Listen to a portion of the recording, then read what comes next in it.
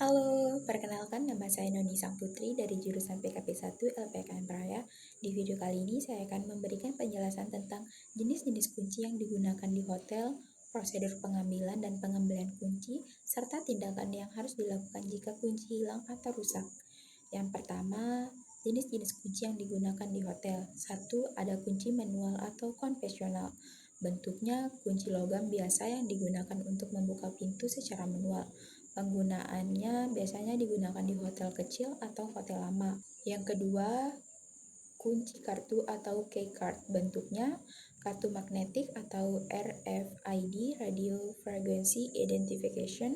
Penggunaannya digunakan pada pintu elektronik, cukup ditempelkan atau dimasukkan ke slot. Yang ketiga, master key. Bentuknya bisa berupa kunci manual atau kartu elektronik tergantung sistem hotel. Fungsinya dapat membuka beberapa atau semua kamar dalam area tertentu. Berikut prosedur pengambilan dan pengembalian kunci. Yang pertama, pengambilan kunci oleh tamu. Tamu melakukan check-in di front office. Setelah verifikasi identitas dan pembayaran, tamu diberi kunci manual atau kartu. Seterusnya, petugas mencatat nomor kamar dan nomor kunci dalam sistem. Yang kedua, pengembalian kunci oleh tamu. Dilakukan saat check-out, kunci dikembalikan ke front office. Petugas mencatat pengembalian kunci dan memastikan tidak ada kerusakan. Untuk key card, sistem akan secara otomatis menonaktifkan kartu tersebut. Yang ketiga, pengambilan dan pengembalian master key oleh staf. Dicatat dalam logbook atau sistem komputer, hanya petugas tertentu yang diizinkan mengambil master key. Setelah tugas selesai, kunci harus segera dikembalikan dan dicatat ulang. Tindakan jika kunci hilang atau rusak. Yang pertama, jika tamu kehilangan atau merusak kunci, laporkan ke front office. Petugas akan membantu membuka pintu dan mengganti kunci jika perlu. Tamu mungkin dikenakan biaya pengganti kunci. Jelaskan sistem keamanan keybox dan alasan pentingnya menjaga kunci dengan aman. Keybox adalah kotak penyimpanan kunci yang dirancang dengan sistem keamanan tertentu untuk menyimpan dan mengatur akses terhadap kunci fisik. Sistem ini banyak digunakan di tempat-tempat seperti perkantoran, hotel, fasilitas industri, bengkel, atau showroom kendaraan. Jenis sistem keamanan pada keybox. Yang pertama ada kunci manual atau key lock, menggunakan kunci fisik untuk membuka kotaknya. Umumnya digunakan pada keybox sederhana. Yang kedua, kode kombinasi atau mechanical digital, dibuka dengan memasukkan kombinasi angka. Lebih aman karena tidak memerlukan kunci fisik yang bisa hilang atau dicuri. Ketiga, keybox elektronik, menggunakan PIN digital, kartu RFID, sidik jari, atau bahkan aplikasi smartphone, dapat mencatat siapa yang membuka dan kapan. Yang keempat, Key Management System, sistem manajemen kunci tingkat tinggi, hanya pengguna terotorisasi yang bisa mengambil kunci tertentu. Alasan pentingnya menjaga kunci dengan aman. Yang pertama, mencegah akses tidak sah. Kunci adalah alat fisik untuk mengakses ruangan, kendaraan, atau fasilitas penting. Jika jatuh ke tangan yang salah, dapat terjadi pencurian, sabotase, atau kerusakan. 2. Melindungi aset dan inventaris. Kunci yang tidak diamankan bisa digunakan untuk mengambil barang, dokumen, atau aset perusahaan. Yang ketiga, menjamin keamanan fisik.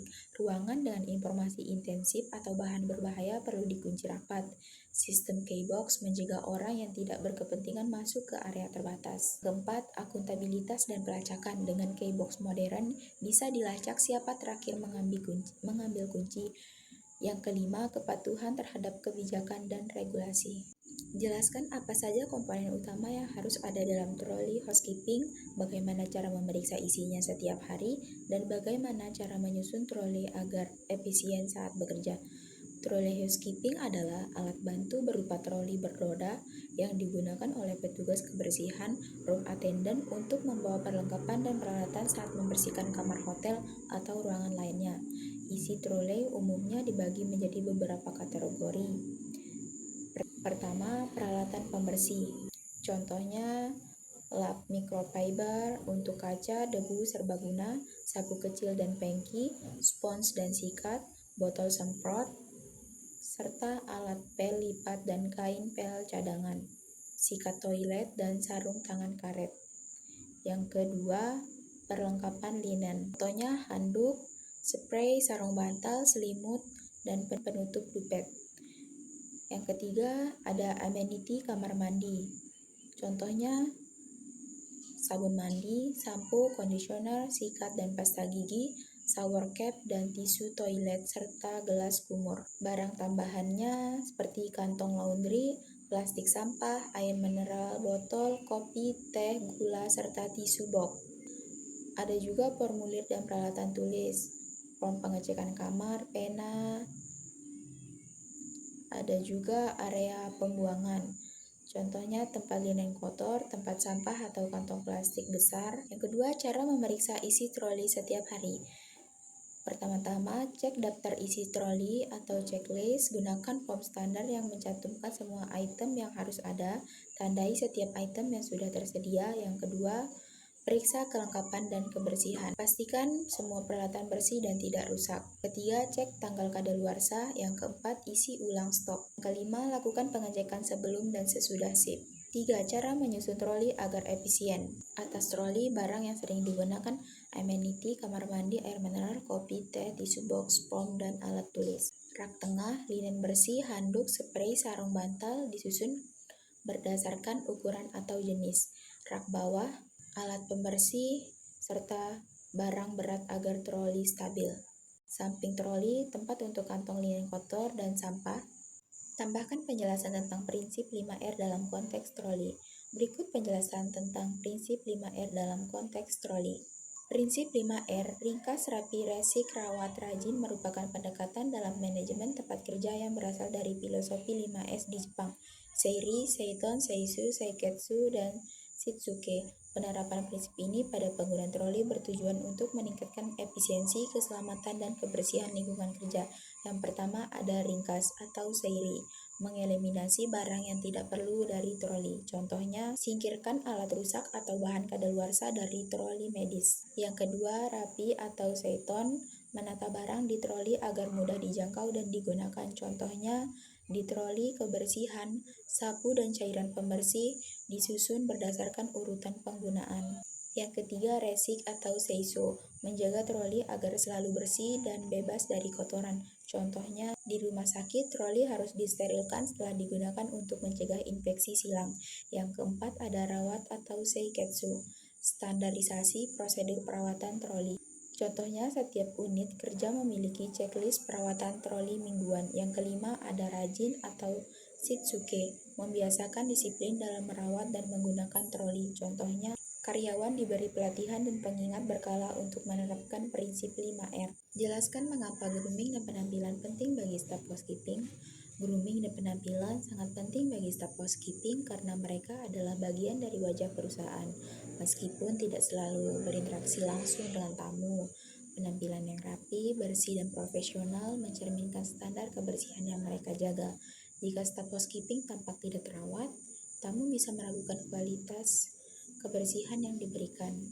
Selain itu, grooming yang baik menunjukkan kedisiplinan dan kepatuhan terhadap aturan kerja.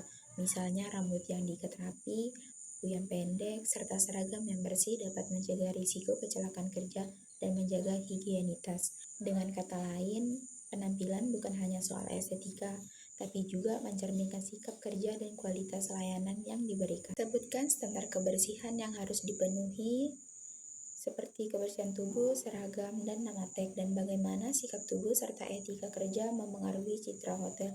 Berikut penjelasannya. Standar kebersihan yang harus dipenuhi. Yang pertama ada kebersihan tubuh.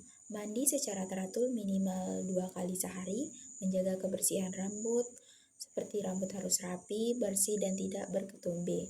Kuku harus pendek, bersih, dan tidak menggunakan cat kuku mencolok, tidak memakai parfum yang terlalu menyengat, tidak memiliki bau badan, gigi bersih, dan napas segar. Yang kedua, seragam. Seragam harus selalu bersih, rapi, dan disetrika. Tidak ada noda, bau, atau robekan pada seragam. Seragam disesuaikan dengan standar dan posisi kerja masing-masing, seperti FO, HK, FNB, dan lain-lain. Sepatu harus bersih, tertutup, dan dipoles jika perlu. Tidak memakai aksesoris berlebihan, khususnya bagi bagian front office. Yang ketiga ada nama tag. Nama tag wajib dipakai setiap saat bertugas. Dipasang di tempat yang benar, biasanya di dada sebelah kanan. Nama tag harus bersih, tidak rusak, dan terbaca jelas. Pengaruh sikap tubuh dan etika kerja terhadap citra hotel. Yang pertama, sikap tubuh atau body language. Berdiri tegak dan tidak bersandar saat melayani tamu. Kontak mata yang sopan saat berbicara dengan tamu, senyum tulus dan ramah setiap saat. Gerakan tubuh harus sopan, tidak terburu-buru atau kasar. Posisi duduk, berdiri, atau berjalan menunjukkan kesiapan untuk melayani. Dampak sikap tubuh yang positif menunjukkan profesionalisme, rasa hormat, dan kesiapan melayani. Ini sangat memengaruhi kesan pertama tamu terhadap kualitas layanan hotel. Yang kedua, etika kerja. Datang tepat waktu dan siap kerja. Bersikap sopan kepada tamu maupun rekan kerja, menjaga kerahasiaan tamu dan informasi internal hotel, tidak menggunakan ponsel pribadi saat bertugas kecuali darurat atau tugas kerja. Bekerja sama dan saling membantu antara tim, menjaga integritas dan kejujuran. Dampak etika kerja yang baik menciptakan lingkungan kerja yang profesional, meningkatkan kepercayaan tamu, dan membentuk reputasi hotel sebagai tempat yang ramah, disiplin, dan berkualitas tinggi. Sekian video dari saya, bila ada salah kata mohon dimaklumi.